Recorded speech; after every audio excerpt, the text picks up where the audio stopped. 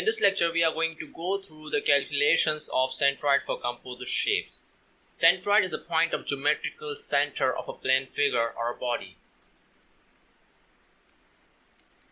For a regular shape, it is fairly easy to identify the centroidal point.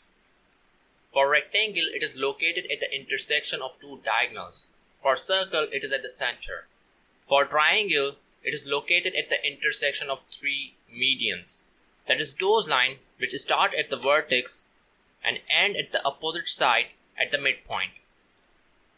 For the calculation of centroid for composite shape, we are going to use these formulas. So here we can see two pairs of x and y, one with straight over bar and the other one with curly over bar. The one with the straight over bar are the coordinates of the centroid of the whole composite body, whereas one with the curly over bar are the coordinates of the centroid of each composite part of the body. So let's understand this formula with the help of diagram. Assume a composite shape something like this. First of all, we are going to set up our reference axis and an origin at a certain point. It is completely up to you where you want to set your origin. For the time being, I've selected this as my origin. You can select at this point as well as this point. After that, we are going to break this composite shape into two different regular shapes. I've broken this composite shape into rectangle and a square. And I've named this, the area of this rectangle is A1 and this one as A2. After that, we are going to calculate the centroidal coordinates of each of these composite parts. That is this one as well as this one, which reference to this origin over here. That is, we are going to determine x1, y1 and then x2, y2. Notice the curly over bar. These are the coordinates of the centroid of each composite part of the body. When we have determined all of these coordinates and these areas over here, we can apply these formulas. So summation of the product of x into a is equal to x1a1 plus x2a2. Similarly, this one over here is equal to y1a1 plus y2a2. And the denominator in both of these formulas is equal to a1 plus a2. That is the area of both of these parts. After calculating all of these values, you can insert them in these formulas over here and determine the coordinates of the centroid of the whole composite body. That is, the centroidal coordinates of this whole composite body, x bar and y bar. Now we are going to calculate the centroidal coordinates for this composite shape over here using the formula we discussed earlier.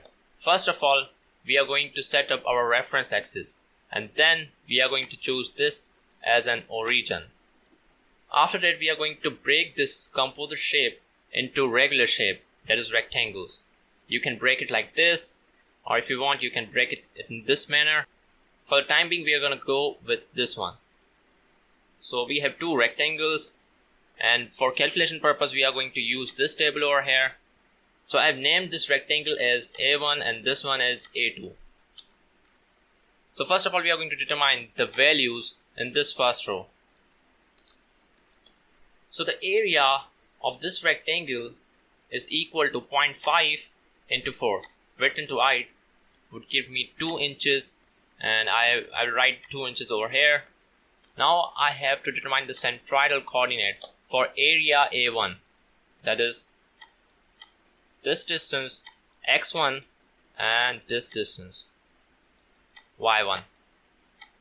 x1 will be equal to half of this distance. 0.5 divided by 2 will be equal to 0.25, and y will be half of this distance. 4 divided by 2 will be equal to 2. So the fourth column, the value in the fourth column is basically the product of x into a.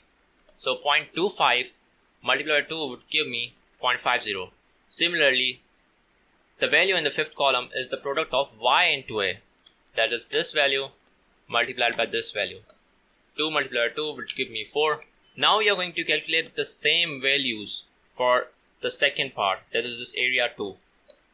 So the area of this rectangle is equal to 3 minus 0.5. This width over here is equal to total distance is 3. If we subtract 0.5 from it, we will obtain 3 minus 0.5 equals to 2.5. This is equal to 2.5, and 0.5 multiplied by 2.5 would give me 1.25. Now we are going to identify the centroidal coordinates for A2. So the centroidal coordinates for A2, that is, we have to obtain this distance x2 and this one y2. So for x2, we know that the distance from this yellow line to this edge over here is 3 minus 0.5, which is 2.5. And if we take the half of this distance, we would obtain 1.25. And now if we add 0.5 to 1.25, we would obtain the x coordinate for this rectangle over here. Similarly, for y coordinate is going to be equal to half of this distance, 0.25. So this will be 1.75, and this will be half of this distance, 0.5 divided by 2, 0.25, and xa is going to be equal to the product of this value 1.75 multiplied by 1.25, which gives us 2.1875.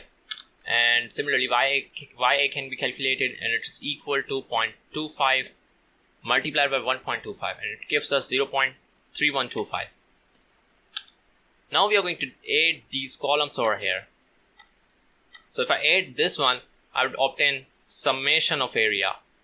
2 plus 1 to 1.25 would give me 3.25, and if I add these two columns, I would get summation x of a and summation of the product of y and a.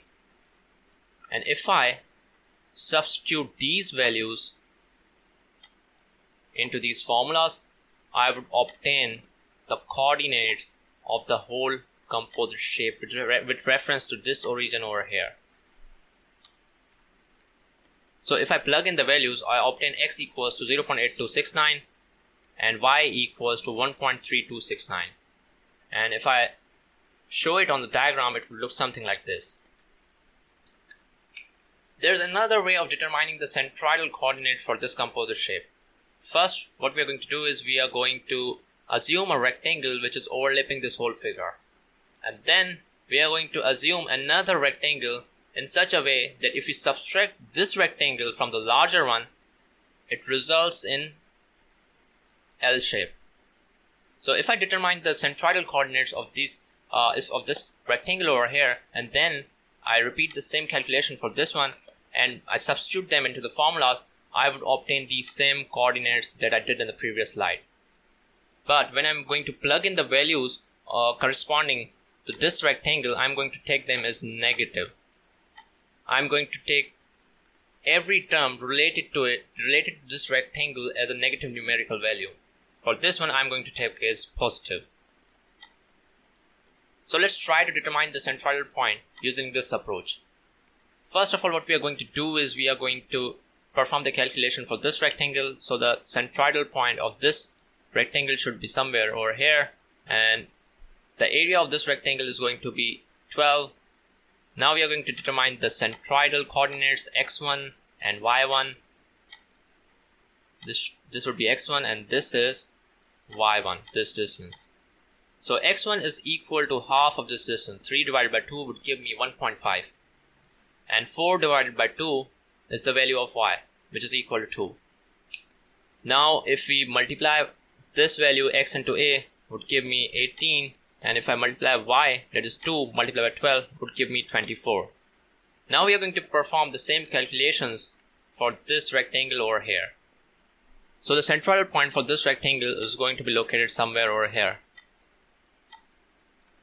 Now the area of this rectangle is going to be this distance from here to here is going to be 3 minus 0.5. So 3 minus 0.5 would give me 2.5, and this distance is going to be 4 minus 0.5. That would be 3.5. So 2.5 into 3.5 would give me 8.75. So now we are going to determine the centroidal coordinates for this rectangle. That is, we need to calculate x2 and this distance y2. So x2 is going to be equal to if we calculate this distance, this is 3 minus 0.5, which is equal to 2.5, and if we take half of this, it would be equal to 1.25. And if we add 0.5 to it, this distance, we can obtain the x coordinate, which is coming out to be equal to 1.75. Now let's determine the y coordinate for this rectangle. So first, we need this distance. This is the y coordinate for this centroidal y coordinate for this rectangle. So first we need to calculate this distance from one edge of the rectangle to the other edge. It's going to be equal to 4 minus 0.5, which is equal to 3.5. And if I take half of this distance, if I divide it by 2, I will obtain this distance, and this one is equal to 3.5 divided by 2, right? And if I add 0.5 to it, I will obtain this y distance. If I add 0.5 to it,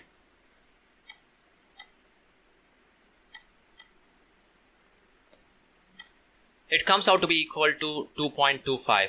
Similarly, this value can be calculated by multiplying x and a. 1.75 multiplied by 8.75.